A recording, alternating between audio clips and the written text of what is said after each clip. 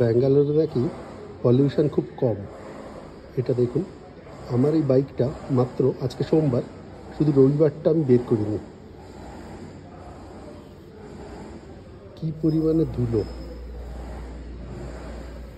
Just একদিনে! তো এই পরিমাণে পলিউশন,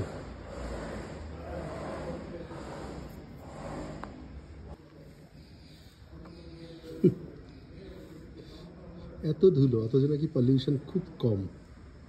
যে কোনো সময় দেখবেন পলিউশন খুব কম দেখাবে। ব্যাঙ্গালোরে এত ধুলো হয় তার কারণ হলো এখানটায় প্রচুর কনস্ট্রাকশন হয়, প্রচুর।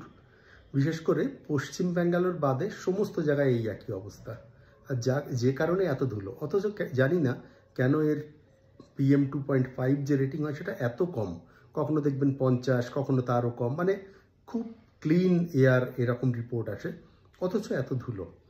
এখন হতে পারে হয়তো এই যে কাউন্টটা যেটা নিচ্ছে PM2.5-এর, সেটা হয়তো পশ্চিম ব্যাঙ্গালোরে, যেখানে অনেক পুরানো লোকজন, পুরানো বাড়িঘর, সেখানে কনস্ট্রাকশন সেভাবে নেই।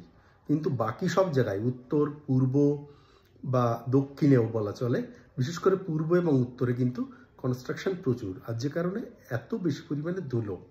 তো আপনারা বলতে পারেন যে এটা কি, ধুলোটা কি PM2.5-এ কাউন্ট হয় না, সেই জন্য PM2.5 অত রিপোর্ট ভালো দেখায় না কি? কারণ এই ধুলোতে তো শরীর খারাপ হয় মানুষের, অথচ যখন কেউ রেটিং দেখবে এয়ার কতটা ভালো, তখন কিন্তু ওটা পাওয়া যাবে না।